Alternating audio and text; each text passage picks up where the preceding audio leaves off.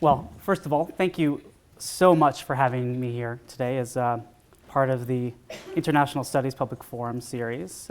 It's an honor to be here and to speak with you a little bit. I admit that after looking at the list of distinguished speakers, I am appearing here today with some trepidation, but I do hope that my professional and biographical story might, in some small way, illuminate the kinds of choices you might face in your post-collegiate life, and also help you consider the process by which events outside of your direct control can sometimes shape you into the person you later become. I'm going to return some compliments now, I should say, but I'd also like to thank Professor Daniel Brunstetter for inviting me here today. I really think of Dan as an exemplary scholar, teacher, somebody who's equally called to and passionate about research and writing about complex historical, political, legal, and ethical topics in international affairs as he is to mentoring students and to using his own expertise to help shape the next generation of citizen leaders. Now, I also think that, sadly, this openness, this intellectual and professional generosity and capaciousness is on the decline in our universities and in our professional and cultural life more generally. So the ultimate, and I suppose not particularly well disguised, goal of my talk is to try to encourage you as students to fight for an increased humanism in contemporary American life, a fight that will necessarily require you to engage with a number of critical ethical problems that we face today. But before I delve any further into this topic, I'd like to tell you a little bit about myself.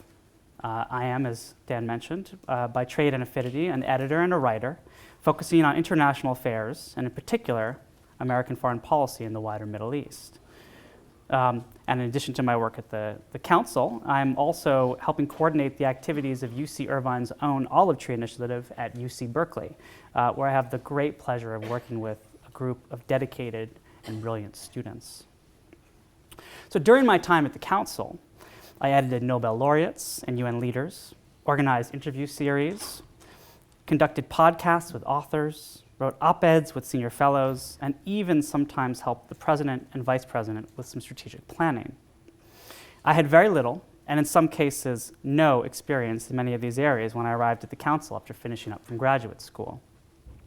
I'm here to tell you today that yes, this kind of work does indeed exist in the world, and no, nothing you will do as a student will completely prepare you for it.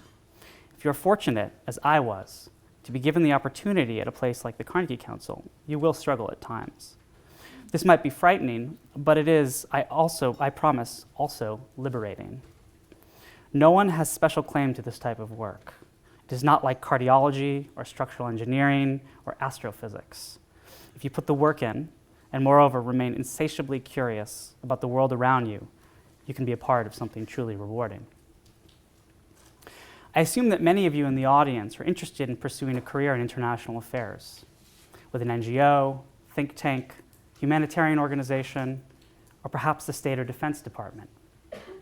I won't paint an excessively rosy picture for you about this world, nor will I understate how competitive and opaque it can be, especially for young professionals just getting their careers started.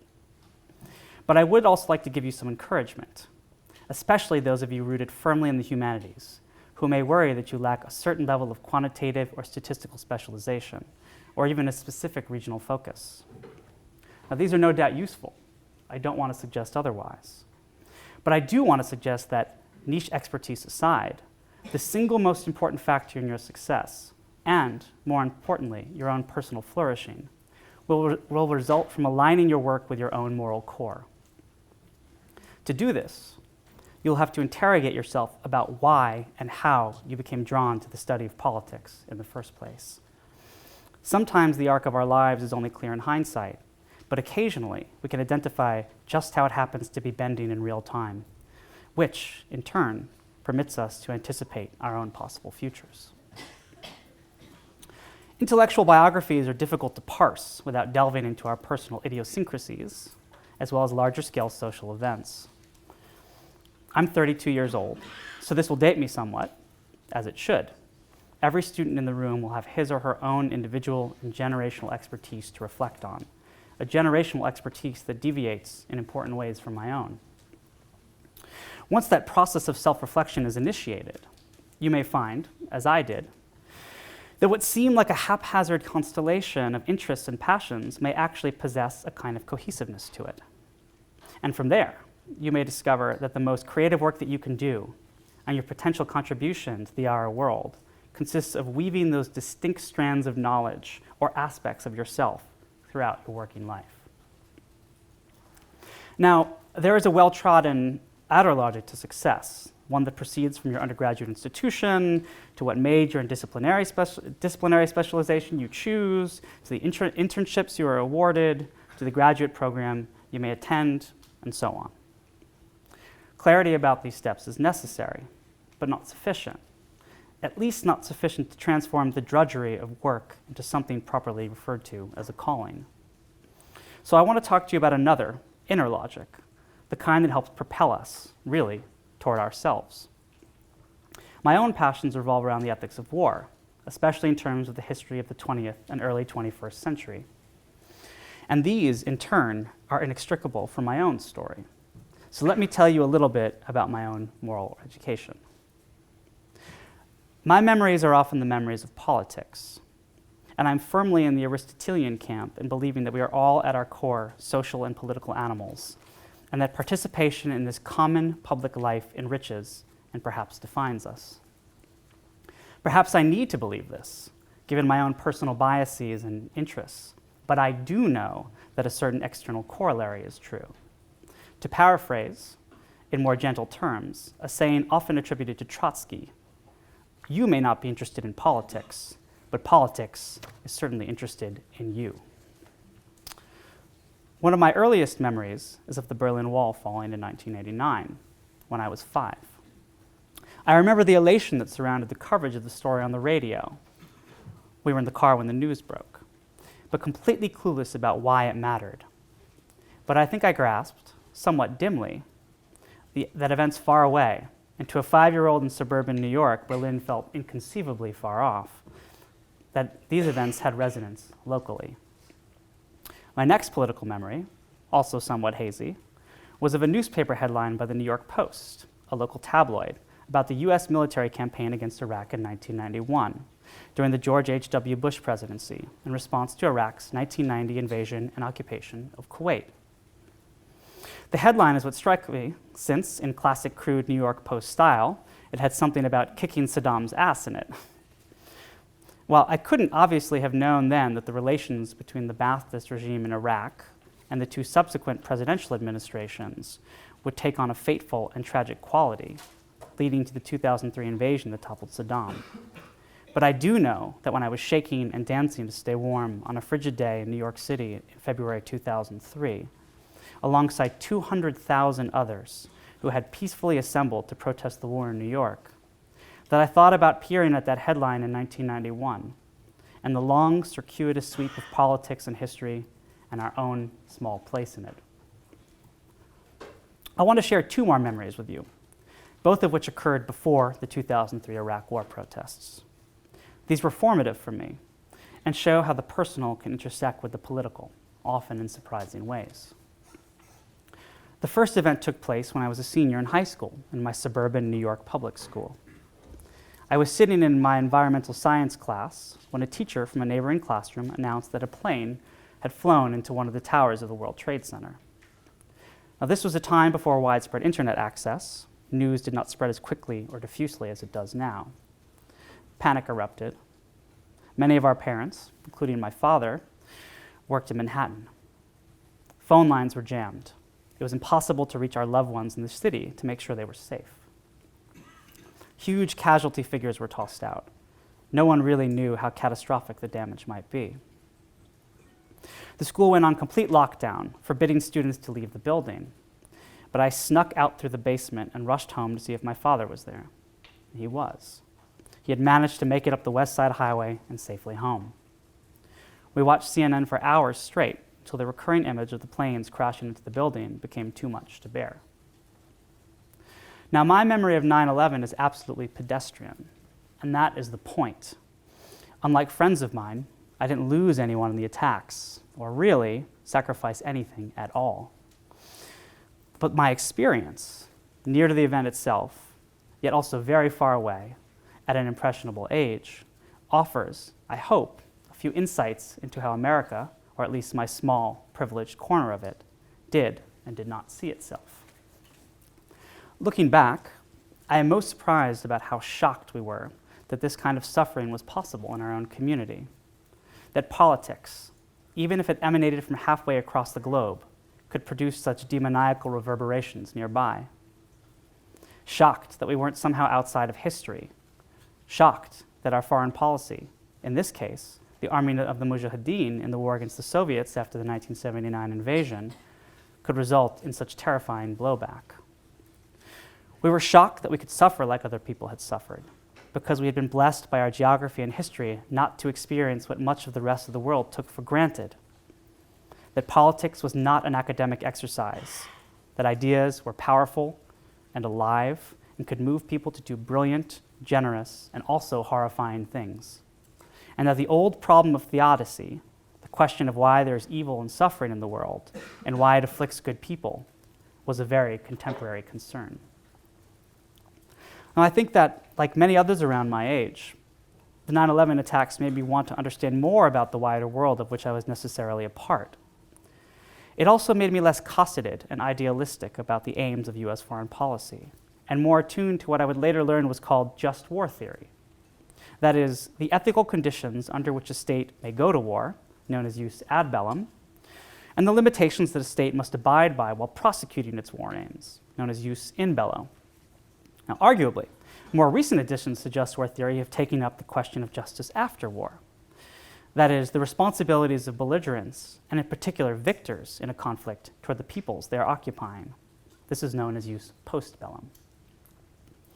For example, the rise of the Islamic State in Syria and Iraq can be tied, in part, to the failures of the American occupation in post-invasion Iraq to reintegrate ex-Baathists, especially from the Iraqi military, into Iraqi society.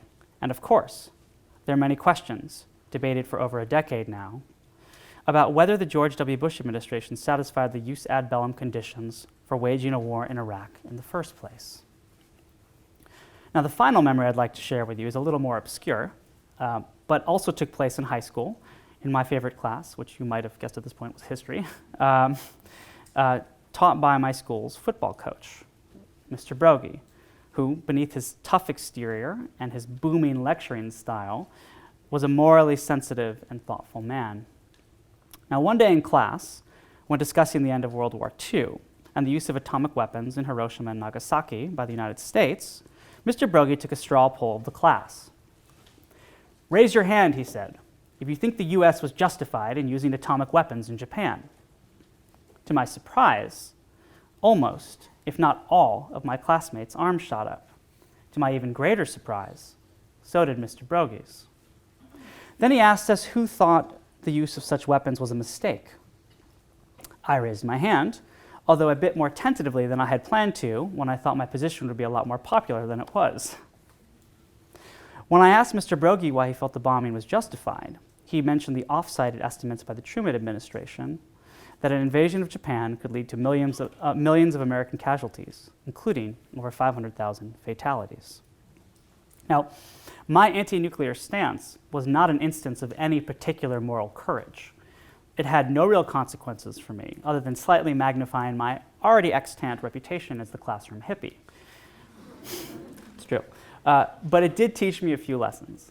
First, that people you deeply respect will sometimes disagree with you about issues you feel strongly about, things that you feel down to the marrow of your bones to be true. Second, that this disagreement doesn't necessarily reflect poorly on those whom you previously held in high esteem. And third, that sometimes we can be blinded by our moral intuition and outrage to the ethical balancing that is required in real life, especially in less than ideal scenarios, such as a major world-spanning conflagration. Now, I haven't changed my view on the use of the atomic bomb, especially about the bombing of Nagasaki, which occurred after the United States had already shown the Japanese military the kind of fearsome weapons it had at its disposal. And in fact, the atomic bomb was not necessary to do this at all. The firebombing of Tokyo in 1945, which used conventional weapons technology, killed nearly 100,000 in a single night. And all told, the Tokyo air campaign killed more than the bombing of Hiroshima and Nagasaki combined. I have, however, moderated my beliefs somewhat. I was so sure of the rightness and righteousness of my position, and so convinced about the ignorance of my classmates, that I failed to really listen to them, or try to understand why their moral intuition about the bombings could lead them to the opposite conclusion from my own. They were engaging in just war reasoning without realizing it, weighing the rightness and legitimacy of the overall U.S. cause, the potential harm that using atomic weapons would inflict on enemy combatants and civilians, the just war category known as discrimination, and the relationship between the proposed action and overall military objective, the just war category known as proportionality. They were also weighing the potential loss of life to American soldiers if the bombs weren't dropped, thereby, in their thinking, precipitating an invasion of Japan. They concluded that the use of nuclear weapons was proportionate since it helped cause Japan's unconditional surrender and thus the end of the war. But I, too, was unwittingly engaging with just war theory in my thinking. Although I agreed that the U.S. had just cause for war, I just couldn't comprehend how a weapon that incinerated whole cities could ever be considered discriminate. During the Cold War, by the way, U.S. military planners would often, in chillingly abstract terms, debate the use of counter-force versus counter-value strategies in the case of nuclear war with the Soviet Union. Counter-force targets meant sites of military interest, like missile silos. Counter-value targets meant cities, as if human life were just one value among others. Now, I had the intuition, put in much more sophisticated terms by many just war theorists, including by the U.S. Catholic bishops in their famous pastoral letter in 1983, that such a destructive weapon should be considered mala in se, that is, evil in itself.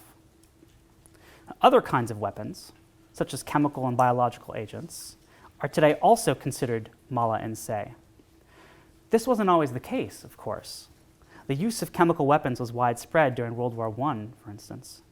But revulsion over their effects allowed a norm to take hold prohibiting their use, and in most cases their possession.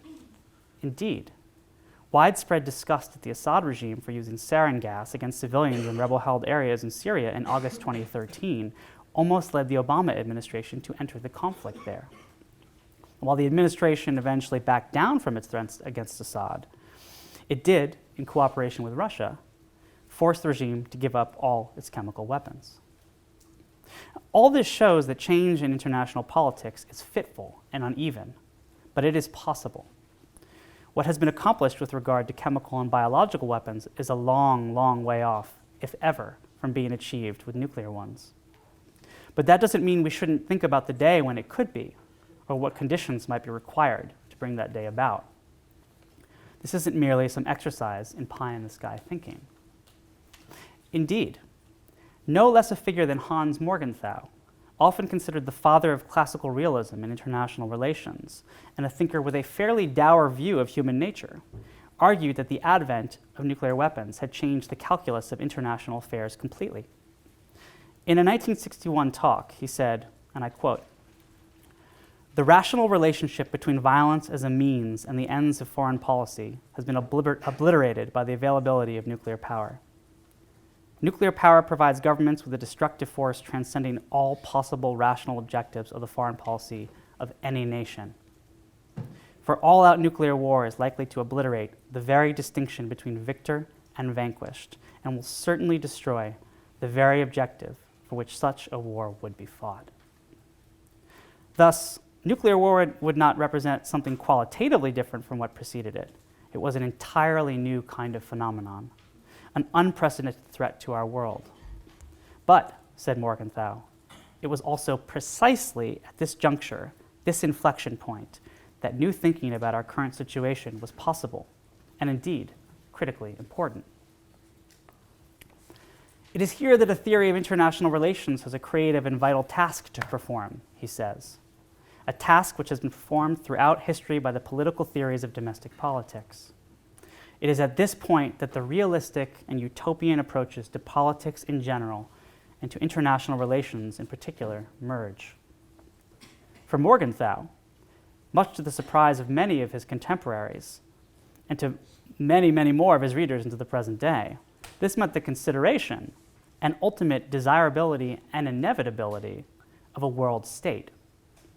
Not some form of global governance, like the weak UN system we have today, but a global government with monopoly powers over the use of force. He did not believe that a sufficiently robust world community existed at the present time, so there was no immediate prospect of transcending the nation-state system. But he also believed that, for the sake of permanent, lasting world peace, such a transformation would eventually be necessary. His position echoed, perhaps intentionally, thinking in Jewish eschatology, that one day the Messiah would come, yes, but that day was not now. Indeed, he must come, but that day is distant, it's far off, it's removed from our own. Obviously, we are still quite a ways from Morganthau's world state, and we may never achieve a satisfactory institutional and political solution to the problem he identified in 1961. The fact that nuclear weapons are a, quote, unprecedented revolutionary force in international and domestic politics, and that their existence then and today threatens us all. I want to talk a little bit about this problem and its intersection with a number of other critical issues in world politics. But before I do, I want to focus on Morganthau's justification for his theory of a world state. He said in his 1961 lecture that he believed that, and I quote, "The great political utopians have based their theoretical anticipation of a new political order upon the realistic analysis of the empirical status quo in which they lived." Now, it is the mining of this creative tension between lived empirical reality with all its givenness and the dream of new utopias that I believe is at the heart of every great liberal arts education, and the key to what I hope you bring to your studies, to your humanitarian pursuits, and into your forays into the working world. This tension is always present and can be enormously productive, but we all tend toward one pole or the other. Being a realistic utopian, so to speak, needs a constant struggle between our most cynical impulses, which counsel complacency toward the status quo, and our expansive and often untethered visions of what the world could be, if only some fundamental feature of life, like, say, the will to power, didn't exist. The need to anticipate and work through our new challenges is greater than ever, and will require a keen sense of the interrelationships between the historical, political, social, economic, and technological factors that make our world what it is today. It will also require, perhaps above all, a strong moral sense, a fluency in ethical complexity. These are qualities unlikely to be cultivated without exposure to multiple academic disciplines.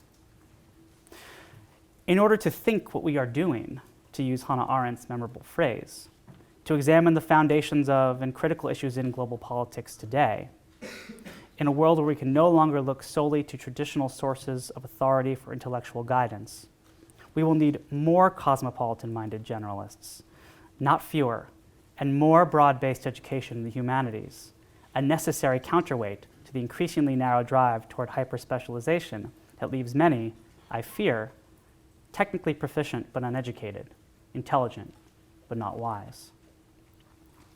There are some very extreme examples of this phenomenon playing out. 8 of the 25 9/11 co-conspirators, for instance, had engineering degrees. Mohammed Atta, their ringleader, was a trained architect who received a master's degree in urban planning in Germany. His thesis topic was on the preservation of Aleppo's historic quarter. Think about that. Through his own volition, Atta's actions in 2001 helped set off a chain of events that left that very city a smoldering ruin. Arendt once said that, and I quote, "The practice of violence, like all action, changes the world, but the most probable change is to a more violent world." Atta, a mass murderer with a master's degree, bequeathed us a more violent world, but that violence has, in turn, ravaged a city that he treasured. I don't think it's particularly controversial to assert that sometimes, in international relations, violence is necessary. Wars can be just. But I also think that a skeptical view about the use of force is almost always wise, and that the more broad-minded and multidisciplinary we are in our perspective, the less likely we are to prosecute foolish wars or to take actions that might lead to conflict erupting elsewhere. Before I finish speaking with you today, I want to point out a few interconnected problems in global politics that require historically and culturally attuned thinking. One could attack some of these problems from the lens of global migration, or the effects of global climate change, or through the problems of global poverty and global inequality. But today, I'm going to turn back to nuclear weapons, since I believe that they represent the most pressing and immediate danger to our planet. Now, we often talk about nuclear weapons as abstractions, in terms of their destructive power or their strategic value, such as their deterrent capabilities. But we talk less about why states possess them and how, if we really want to live in a safer world, we will be able to induce countries to give these weapons up. 9 states, the US, Russia, the UK, France, China, Israel, India, Pakistan, and North Korea possess nuclear weapons today. 93% of them are held by the US and Russia. But hundreds of nuclear weapons are currently stored or deployed in unstable parts of the world, with major regional rivalries that may one day precipitate their use. Take the case of Israel, which, despite its policy of strategic ambiguity, has likely possessed nuclear weapons since the 1960s. The prospect of a nuclear weapons-free Middle East and the dream of global zero will never occur until Israel feels secure in its borders and recognized by its neighbors. That will in turn require it to complete a final peace settlement with Palestinians and usher in a workable two-state solution.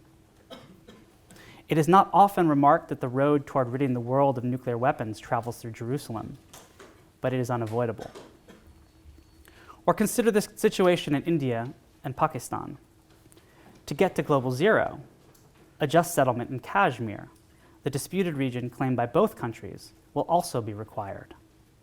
As long as Indian and Pakistani troops face off and occasionally trade live fire on the Sechem Glacier, the world's highest conflict zone at over 20,000 feet, imminent nuclear conflict is possible. These two states have fought 4 wars since their independence in 1947, including one in 1999. There is also the very real fear that the Pakistani arsenal is vulnerable to infiltration by terrorists, who may try to steal these weapons and unleash them on unsuspecting civilian populations elsewhere. Finally, consider the case of North Korea, the world's only hereditary Stalinist dictatorship. Now, North Korea engages in a lot of saber rattling against Japan, South Korea, and the United States. But meaningful progress will still require the United States to explore some form of détente with the regime there. If the US does not engage with North Korea as it previously did with Iran, and the regime continues down its petulant and aggressive path, other states in Southeast Asia may decide that the only way to ensure their own security is to possess a nuclear deterrent, thereby setting off a new arms race. Ironically, the race for security only makes us less secure in the end. All of these problems have their roots in the 20th century. They represent the long shadow of politics. India and Pakistan achieved independence bloodily in 1947. Israel achieved independence bloodily in 1948. North Korea's borders were demarcated bloodily in 1953. The period of decolonization, the rise of national liberation movements, the role of religion in politics, the moral complexities of the post-World War II settlement in the Middle East, and the zero-sum politics of the Cold War. These all inform our contemporary situation today. While the regional particulars differ, and thus the need for some type of specialization, the overarching issues are connected, thus the need for a broad, cosmopolitan knowledge base. And they are, ultimately, connected to the very health of our planet. William James once wrote that the war against war is going to be no holiday excursion or camping party. For James, such a war would require sustained effort and the sublimation of humankind's own worst instincts. No mean feat. But it was possible to reconcile our deep psychological structures with external global necessities. James was able to see this clearly at the dawn of the 20th century.